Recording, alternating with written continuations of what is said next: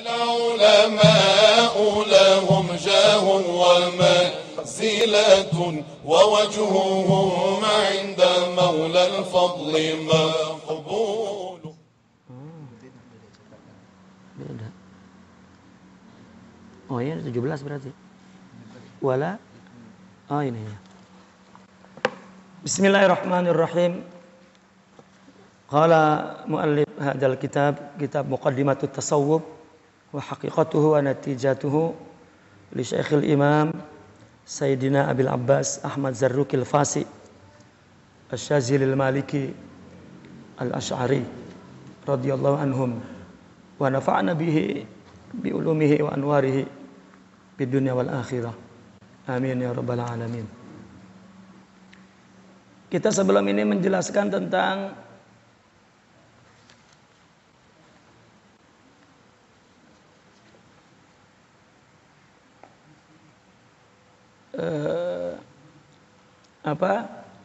muqaddimah tasawuf, hakikat tasawuf dan natijah tasawuf.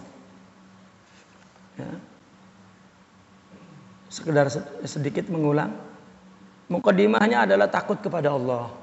Ya. Dan takut kepada Allah ini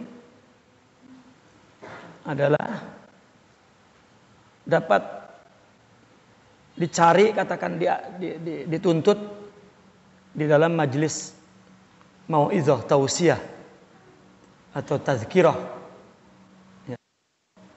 Atau tarbiyah lah kalau istilah sekarang. Ya katakanlah majelis hukama, bukan ulama. Gitu.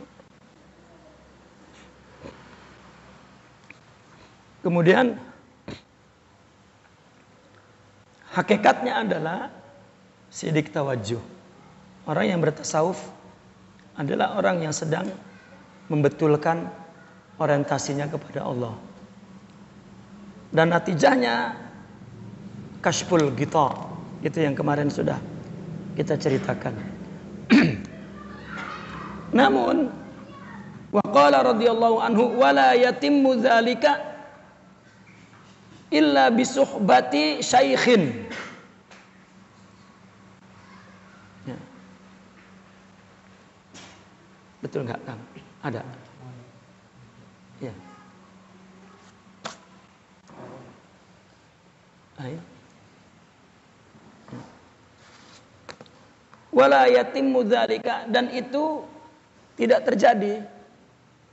Ya, tidak terjadi perjalanan itu kan, perjalanan tasawuf mula-mulanya khasyah. Nah, kemudian dalam pertengahannya adalah takwa gitu, atau sidik tawajjuh. Itu tidak bisa terjadi illa bisuhbati syaikhin, kecuali dengan berguru, bersuhbah kepada syaikh. Ya. Tidak ada tarekat sendiri, tidak ada. Mesti ada gurunya. Au syaikhin nasih, syekh yang menasihati, yakni murabbi. Au akhin saleh, atau saudara. Jadi ada seorang yang katakanlah dia kamil, maka kita boleh menjadikan dia syaikh, boleh dia menjadikan sebagai teman yang menasihati kita. Kedua-duanya sama mendapat manfaat kudwahnya rohaninya. Kita perlu guru itu dalam jalan kepada Allah untuk membetulkan orientasi ini. Karena sidik tawajjuh itu ukuran tasawuf. Makin kuat sidik tawajjuhnya, maka makin kuat tasawufnya. Ya. Artinya orientasi hidup itu orientasi rohani, spiritual. Dia hanya kepada Allah saja.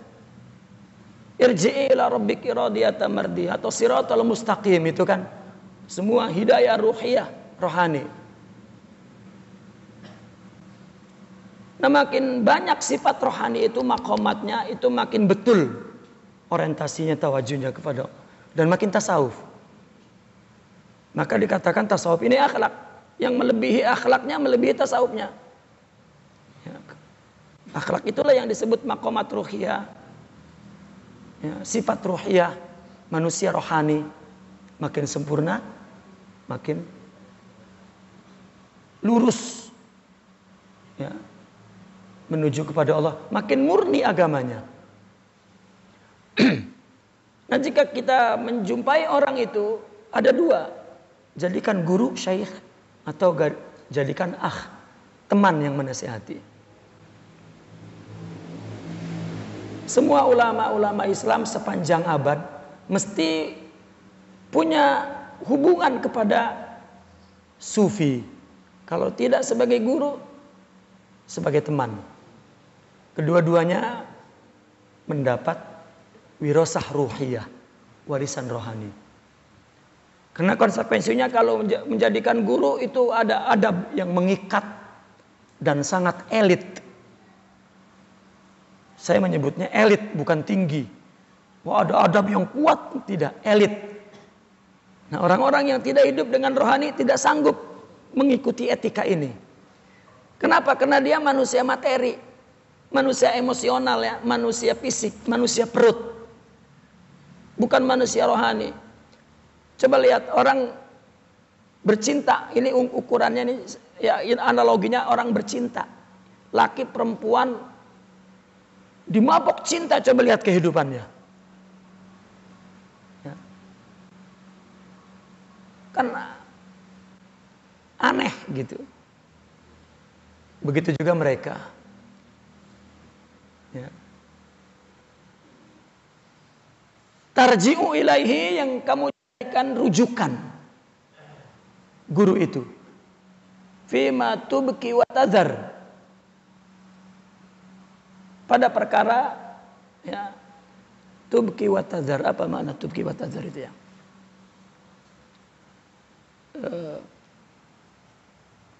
Ya, dalam urusan apapun, ya, tentang yang kurang dan yang lebih, ya, yang buruk dan yang baik, yang ada dan yang tiada, itu untuk menyebut berbagai macam, ya, persoalan. Maksudnya semuanya jadi rujukan, yang dia jadikan rujukan guru itu atau teman itu. Kenapa? Li'annal insana mubtala binafsih wa bihawa qad kuhir. Karena manusia, semua manusia, li'annal insan, karena semua manusia mubtala, mumtahan, diuji. Dengan apa ujinya? Binafsih, adalah dirinya. Nafsi ini kan diri, tubuh. Wahawahu, dan hawanya, hawa nafsu. Qad kuhir, ini telah berada di bawah hukum Allah yang tidak dapat dielakkan. Kuhir, karena Allah qahar. Alam ini Allah ciptakan atas kehendaknya, kun fayakunul ma aradahu wa huwal kaun.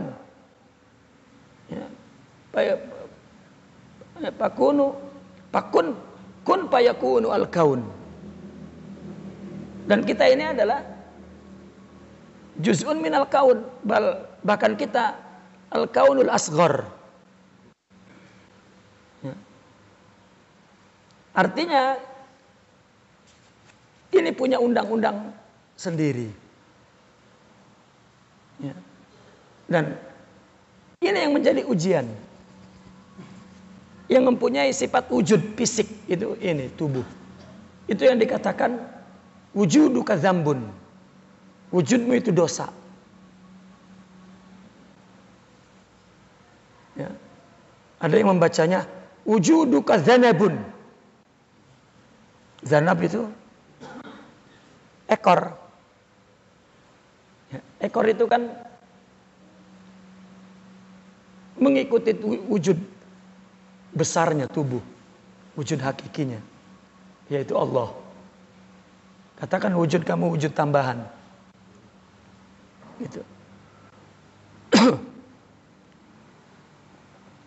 Nah, maka kita diuji dengan nafsu kita, ya, dan hawa kita.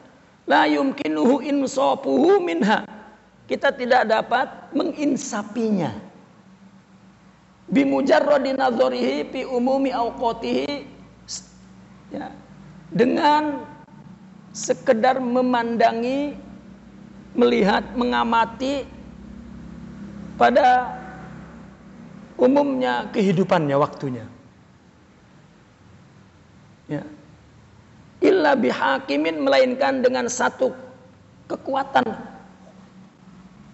kekuasaan, tangqadu ilaihi, yang kamu tundukkan kepadanya, bima yabihi fi jami'i saati, ya, pada keadaan dirinya itu di setiap saatnya. Mesti ada sesuatu kekuatan. Mungkin kekuatan pertama seperti ilmu misalnya. Ilmu kan hakim.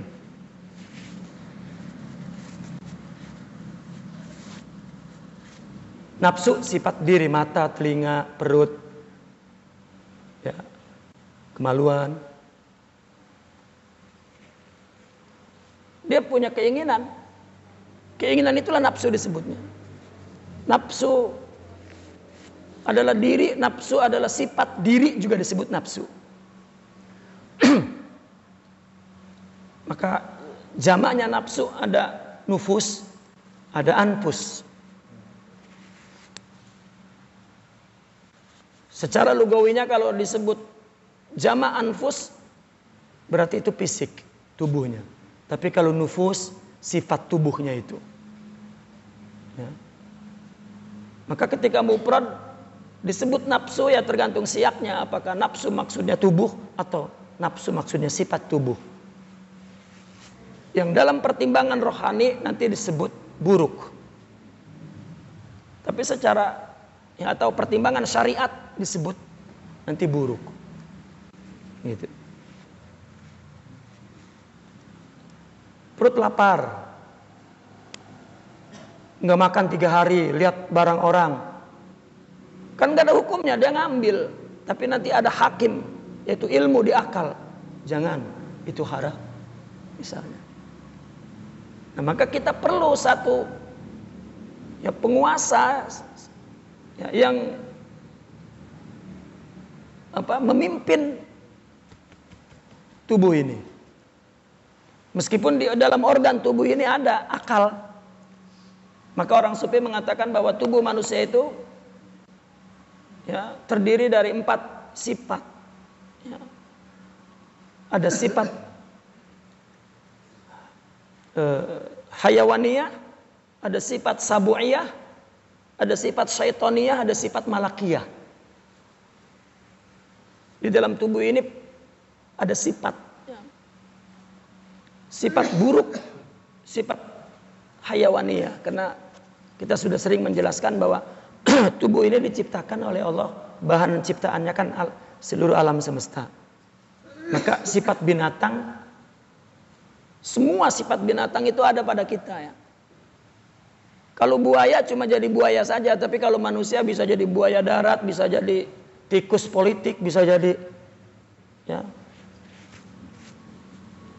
pencuri monyet, bisa jadi, semua bisa, karena memang sifat hayawan ada pada kita. Ya. Kalau ular cuma bisa jadi ular saja, tapi manusia bisa jadi ular, kobra, bisa jadi kalajengking, bisa jadi, kena sifat itu ada. Ada sifat sabu'iyah, hayawaniyah. Ya. Tetapi itu diciptakan bukannya buruk, itu anugerah. Secara umum, kalau dalam bahasa agama, hayawaniyah itu adalah syahwat.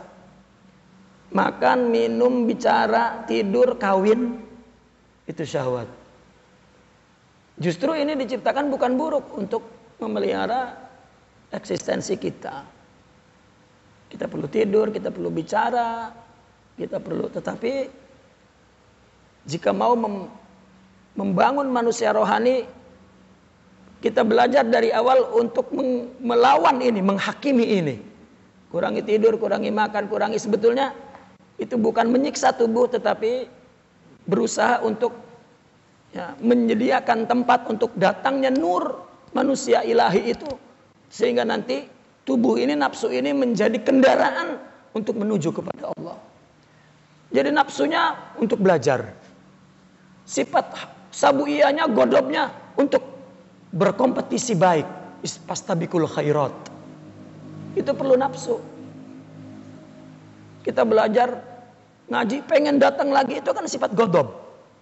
Kalau sifat godobnya hilang, ya udah ngaji sekali aja, setelah itu nggak datang lagi, itu sifat godobnya hilang. Ya. Jadi tidak boleh sifat syahwat godob itu tidak boleh kurang, harus pas. Kalau kurang maka dia akan lemah. Ya. Coba laki-laki tidak punya syahwat kepada perempuan, wah ini sudah kacau. Tidak boleh kurang. Ya. Tetapi akal itu sifat malaikat. Itu yang akal ini mesti punya cahaya ilmu yang banyak sebagai asupan. Ya. Bahan untuk melakukan atau memimpin syahwat dan ghadabiyah ini. Sehingga dia dalam kondisi selalu i'tidal. Jadi orang yang berakhlak itu orang yang mengalami i'tidal.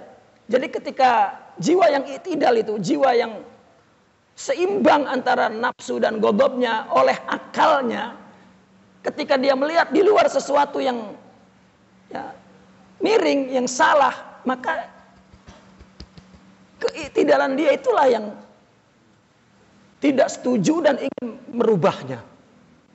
Jika tidak, ya udah pasif dan mungkin tidak ingin merubahnya, ya, atau lari menjauh. Itu tandanya jiwanya lemah. Orang sering, waduh ini keadaan sudah begini nih, nggak bisa dirubah. Berarti dia tidak punya perubahan di sini, tidak punya i'tidal. Ya, maka pesimis. Tapi kalau yang paling kurang ilmunya, mampu membalance antara syahwat dan ghadab, tidak ifrat dan tidak tafrit, tidak kurang, tidak terlampau kurang dan tidak terlampau lebih, diimbangi oleh akal itu.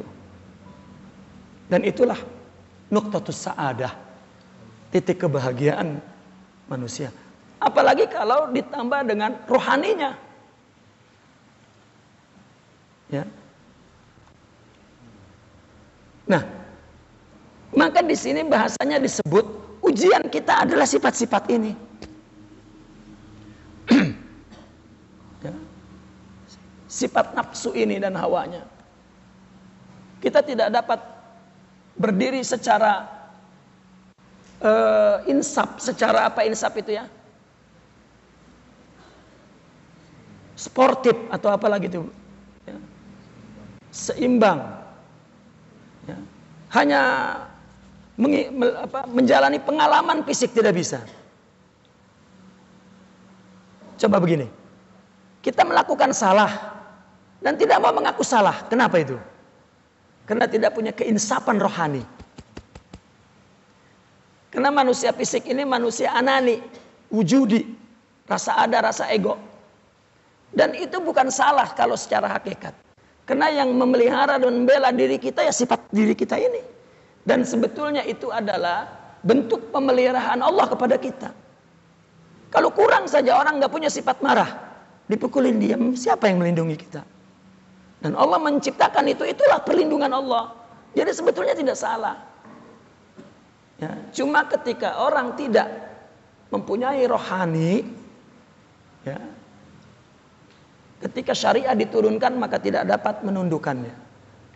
Jadi syariat itu adalah perlu rohani untuk menjalaninya. Karena agama ini adalah hayat ruhiyah, bukan hayat perut, ya, bukan hayat jasmaniyah. Maka zalikal kitabul la raiba fih hudal lil muttaqin. Al muttaqin ruhiyah. Yani Al-Qur'an hidayah ruhiyah, bukan akliyah, bukan jasmaniyah. dan seterusnya ke sana.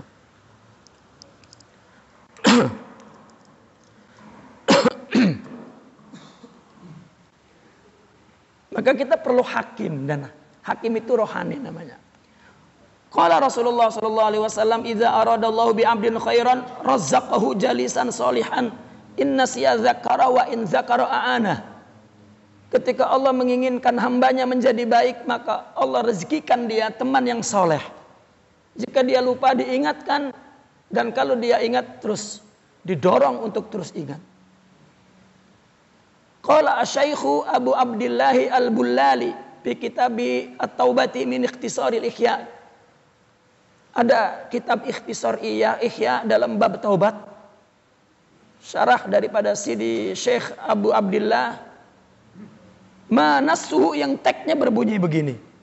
Wala budda min suhbati kamilin tafna'an muradika li muradihi abada. Fanaqib anhu fa innahu ma khalaqatrun an mislihi. Wa billahi la ta'ish biduni. Fasalamatuka ma'a ghairihi azizah. Mesti siapapun bersahabat dengan orang yang sempurna itu, yang mempunyai manusia rohani itu, wilayah, ya, mutakhalliq bi akhlaq al-Muhammadiyah. Dan yang engkau leburkan keinginanmu kepada keinginannya, mengikuti keinginannya, ya. Itu sebab kenapa di dalam tasawuf penuntutnya disebut murid. Padahal pada abad pertama, kedua, ketiga, keempat disebutnya sahib. Masih menggunakan istilah di zaman risalah, yaitu sahabat, sahibun nabi. Begitu juga di Al-Quran, di hadis menyebut orang yang mengikuti nabi itu sahib, ya, sahabah. Tetapi mungkin di zaman yang kemudian fitnah, kemudian berubah menjadi murid. Kenapa murid? Karena ketika seorang wali tahu bahwa meskipun kita berkehendak apapun, yang akan terjadi adalah kehendak Allah. Jadi kalau memang yang terjadi adalah kehendak Allah, karena Allah punya sifat fa'alu lima yurid. Allah lah yang dapat melaksanakan apa yang dia kehendaki. Berarti kalau kita punya kehendak, ya, kalau kemudian kita dapat melakukannya, sebenarnya itu adalah Allah lah yang melakukannya. Kalau Allah tidak mau melakukannya, kita hanya tinggal kehendak. Ya. Seorang perempuan ingin punya suami kaya, ganteng, alim, soleh, satria. Kan kehendak, ternyata ya, punya suami jelek, goblok, ya, toleh, ya, apalagi jelek gitu. Ya. Allah yang punya kehendak. Nah, ketika mereka tahu bahwa kalaupun kita dikasih kehendak untuk kita berkehendak, tetap yang terjadi adalah kehendak Allah. Akhirnya mereka membuang istilah kehendak. Lalu apa yang secara umum di luar istilah tasawuf disebut kehendak, orang sufi menyebut hawa, syahwat. Karena seluruh kehendak yang datang dari tubuh atau dari manusia fisik adalah nafsu dan hawa. Adapun bahasa iradah, yaitu hanya bahasa. Tetapi orang sufi di komunitas dia, di bidang dia, dia mengatakan bahwa kita tidak punya iradah. Kenapa? Karena Allah yang berkata dalam Al-Quran, "Idza arada syai'an." Syai'an saja dari masyiah. Seolah-olah idza arada masyiatah. Ya, jika Allah mengingini kehendaknya, menghendaki kehendaknya, lalu fayaqulu kun fayakun. Nah, kita ini itulah yang dikehendaki oleh Allah. Maka kita ini murad. Allah murid. Allah yang menghendaki. Contoh misalnya, ada proyektor mengshot ya, layar. Muncul gambar di layar oleh proyektor. Berarti kemunculan gambar di layar inilah yang dikehendaki oleh proyektor. Gitu. Jadi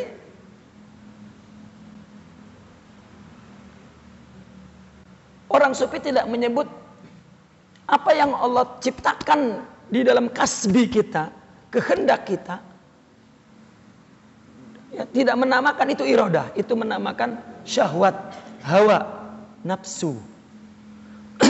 Orang boleh berjuang agama tapi untuk tujuan harta, itu keperluan fisik. Itu syahwat bukan iradah. Tapi iradatullah. Ya. Maka dia muridu iradatillah. Ya.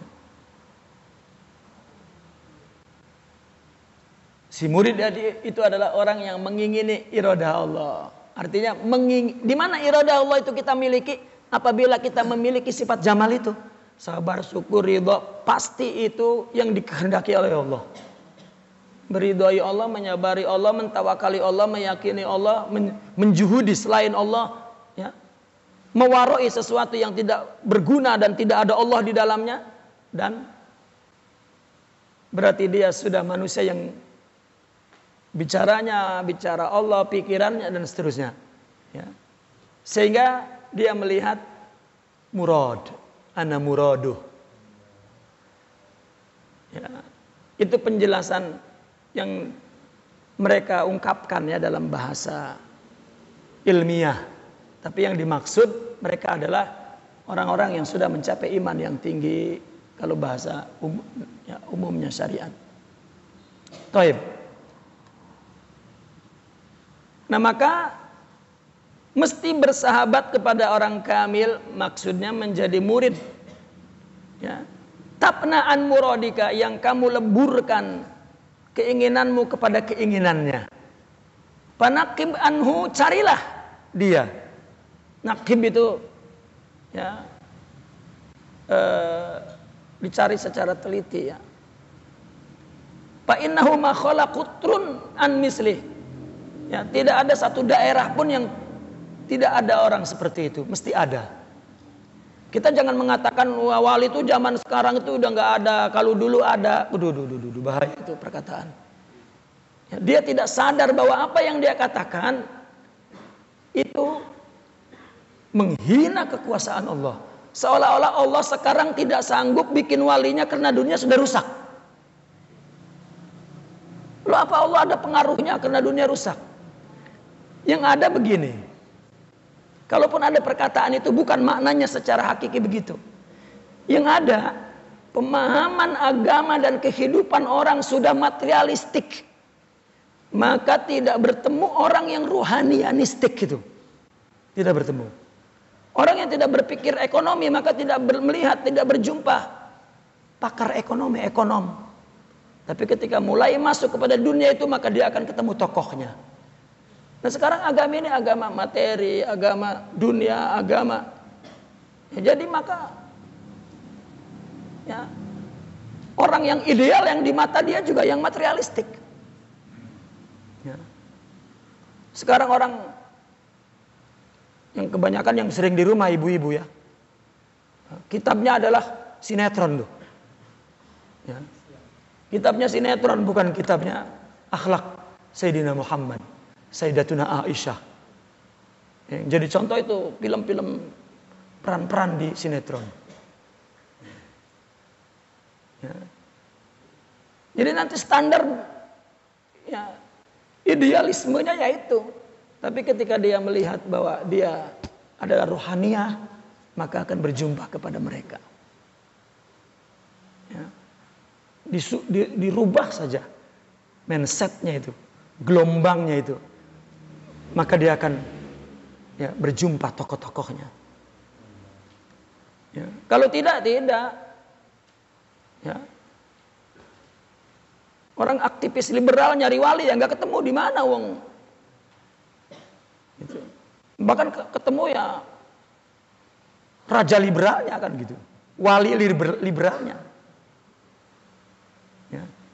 Jadi di dunia dia itu tidak ada. Tapi di dunia rohani ada. Kenapa tidak ada? Bahwa Allah ada.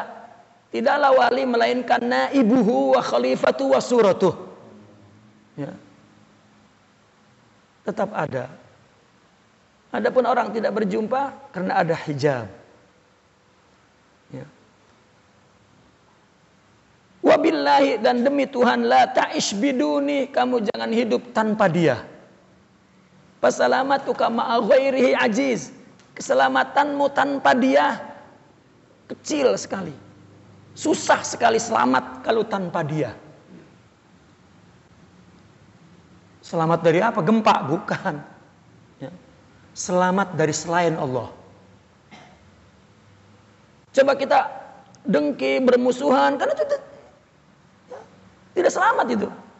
Padahal tidak ada yang melakukan, semuanya adalah hakikatnya Allah. Maka kita mesti melihat semuanya Allah kan selamat. Makanya para aulia itu merasa tidak aman dari Allah dan aman dari selainnya. Ya, kalau kita aman dari Allah, tidak aman dari selainnya. Kita ketakutan orang menjatuhkan kita, ketakutan orang menyakiti kita, menggeser kita, menghina kita, dan kita jatuh juga, dipuji juga jatuh. Jadi nggak aman. Allah aman, Allah mah nggak apa-apa, nggak ada masalah. Tapi para wali takut. Ya. Adapun kepada selain Allah aman karena tidak ada. Hakikatnya semua Allah yang melakukannya. Saya membuat contoh ketakutan para wali begini. Kalau umpama gambar di layar, ya kan kemunculan gambar di layar itu kan sepenuhnya dari proyektor. Si gambar ini tidak tahu setelah atau tampilan berikutnya itu isi klisenya apa. Ya. Mula-mula klisenya itu berisi orang soleh, nggak tahu klise berikutnya pencuri, kan munculnya dia pencuri. Jadi dia takut apa setelah ini? Karena semuanya kehendak. Kalau kita kan aman dari situ. Ya. Baru zikir 2 tahun rasanya sudah halil jannah sudah. Melihat orang, wah itu orang nggak betul itu semua. Ya. Dan takut dihina, takut, nah itu. Itulah artinya kita tidak selamat dari selain itu. Ya. Nah, jika bersama mereka, maqaluhu yadullu 'ala Allah. Ya. Wa haluhu yunhiduka ila Allah. Ya. Summa qala fa'aduun arrafaka aiban anfa' min akhin mudahin. Musuh yang memperkenalkan keburukanmu itu lebih manfaat daripada teman yang nifaq. Ya. Wa kanu radhiyallahu anhum yuhibbuna man yunabbihum ala uyubihim. Dulu para sahabat suka kepada orang yang selalu memperingatkan aib mereka. Lihat kisah Sayyidina Umar. Ya. Dia menyuruh begini, rupanya ada orang protes. Perempuan yang protes. Ditanya, kenapa kamu berpikir begitu? Dia bacakan dalilnya Al-Quran. Ya, setelah dia mendengar dalil Al-Quran, malah Sayyidina Umar mengatakan, semua orang faqih. Ya, hanya Umar yang tidak faqih. Kalau kita dikritik, waduh. Ya, itu manusia blind, ya manusia materi. Nah ini kenapa musuh? Imam Al-Ghazali dalam Ihya Ulumuddin memberikan 4 alternatif. Ya. Kenapa kita perlu berguru? Agar menunjukkan aib kita dan bukan sekedar menunjukkan, malah mewarisi nur itu, kerohanian itu. Imam Al-Ghazali memberikan 4 alternatif. Kalau kamu ingin melihat aib, karena kasyaf itu paling dekat makna kasyaf, paling awal makna kasyaf itu adalah melihat aib sendiri. Ya. tersingkap, ternyata bana lahu syirkun, baru dia tahu bahwa ini pesaing Allah itu bukan di luar dirinya sendiri, karena dia akan mengaku ketuhanan itu. Akuku, tubuhku, amalku, ilmuku, semuaku. Dan memang dia adalah jelmaan Tuhan, jadi ada kecenderungan Rabbani di situ. Ya, tetapi tidak sempurna, itu jalali. Gitu. Dia mesti melihat keagungan Allah. Nah, apabila dikasih rohaninya, baru hilang semuanya. Dia hanya melihat semuanya Allah pada dirinya. Begitu penjelasannya itu. Sebetulnya kalau kita sudah paham, sudah dibuang lagi itu. Kata-kata itu bahaya, sering yang di luar, ya, saudara-saudara kita yang tidak suka dengan tasawuf itu sering diungkit-ungkit perkataan itu. Padahal itu cuma sekedar sarana ya untuk menjelaskan sesuatu yang ya realnya tidak di alam bumi ini, tetapi di dalam alam rohani. Gitu. Nah, apa Imam Al-Ghazali? Jika engkau ingin melihat aibmu, silakan kamu melihat musuh. Enggak, pertama dia bilang, bergaulah kepada semua orang, engkau akan menyaksikan masing-masing sifat buruk orang. Ketahuilah, sifat itu ada pada dirimu semua. Tetapi kelemahannya, kalau rohaninya lemah, akalnya lemah, ketika melihat keburukan orang, bukan malah dia mengambil pelajaran, malah mungkin dia semakin memusuhinya, karena memang sifatnya punya sama. Coba si A marah kepada kita, kita punya kan, kita marah lagi. Kan berarti sama. Ya, tapi dua-duanya takbir. Ya. Coba lihat lagi zaman pemilu. Ya. Yang di sini takbir, yang di sini takbir. Ya. Kan sama aja nilainya. Ya. Allahu Akbar, Allahu Akbar. Sama saja. Hayawan. Ya. Manusia fisik maksudnya. Ya. Oke, kalau memang tidak bisa belajar kepada semua orang, belajar dari musuh. Karena musuh itu akan jujur mengatakan keburukan kita. Yang jelek, yang bagus saja buruk, apalagi yang buruk.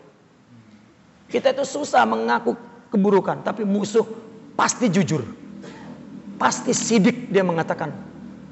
Nah, apabila musuh mengatakan keburukan kita, ya, kita balas itu dengan imbalan yang besar musuh itu. Dan kita mengubahnya. Tapi kalau kita sama dengan dia, ya, malah dia ngomong 1, kita 10. Artinya tidak dapat kita belajar untuk melihat aib.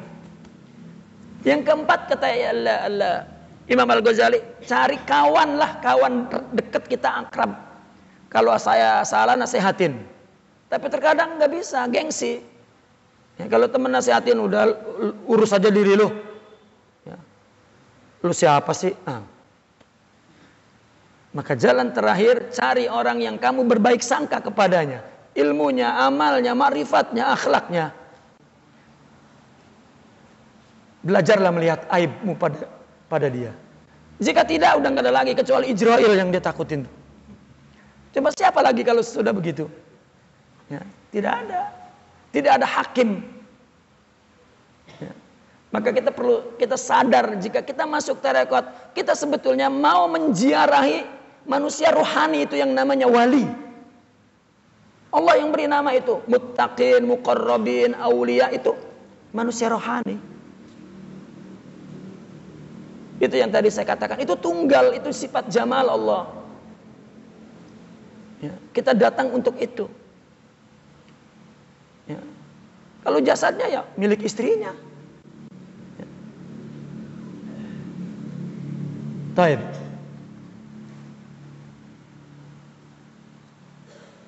Kultu, maka kata Sidi Al-Zarruq mengomentari perkataan Syekh Abu Abdillah, sukhbatu kamilin, bersahabat dengan orang yang sempurna, yuridu sawa'an dakhala ma'ahu 'alal ukhuwah au 'alal masyakhah. Ya. Kamu ingin baik, masuk ya bersamanya, baik itu secara ukhuwah tadi kita jadikan sahabat, teman-teman. Ukhuwah itu saudara, teman. atau guru. Kedua-duanya sama mendapatkan garis. Tapi bedanya kalau jadi murid ada etika yang elit. Ya. Dan dia berpeluang untuk menjadi pewarisnya yang membawa amanah untuk membawa manusia kepada Allah. Tapi kalau jadi sahabatnya tidak. Juga dia ingin memperbaiki orang, dia tidak dapat memperlakukan murid, sahabat juga. Dan seterusnya begitu. Maka banyak para wali-wali yang tidak punya otoritas. Orang-orang yang hatinya bersama Allah, tapi dia tidak punya otoritas untuk berdiri sebagai naib Allah, membawa orang kepada Allah. Dan mungkin bahasa ini tidak dipahami oleh orang yang mempelajari agama secara nasiyah, teks dan amal zahir. Ya. Baik. Idza ta'ahala lil ibadah, jika dia memang mempunyai kecakapan untuk memberi faidah. Ya. Wa malakahu qiyadahu, dan dia serahkan kekuasaan kepadanya untuk memimpinnya, qiyadah. Kendalinya itu diserahkan kepada guru itu. Kendali rohaninya. Ba'da tahaqquqi halihi, setelah kamu teliti keadaan dia. Al-mu'tabar, yang mu'tabar. Fi wasfihi dair, ya, di dalam sifatnya ad-dair ala khamsati asya, meliputi 4 perkara. Ya, beliau ini memberikan petunjuk seolah-olah untuk melihat orang kamil sebelum kita malakahu qiyada, sebelum kita menyerahkan kekuasaan diri kita untuk dipimpin kepadanya, maka kita teliti dulu 5 sifat pada diri dia. Ya. Tapi sebetulnya ini sulit.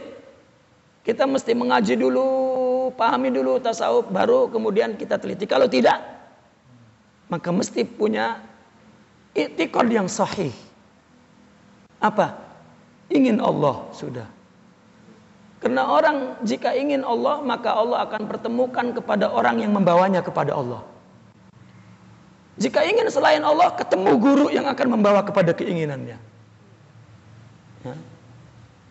Masuk tarekat tapi ingin jadi orang manjur, ya ketemu guru yang memang membawa dia jadi manjur. Tapi tidak sampai kepada Allah. Ya. Dan seterusnya. Beliau ini selalu membangun di atas ilmu. Ya. Beliau ini sering menganjurkan sebelum masuk tarekat pelajari ilmu syariat untuk menyerahkan diri kita kepada orang yang membawa kepada hakikat. Gitu.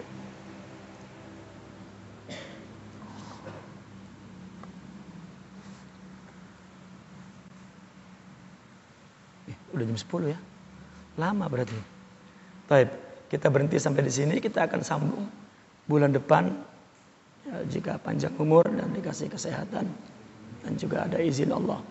Ya, tentang 5 sifat ya, kita teliti kepada seorang yang kita anggap kamil, yang akan kita serahkan qiyadah kita kepada mereka. Naqifuna walhamdulillah. Al-Fatihah.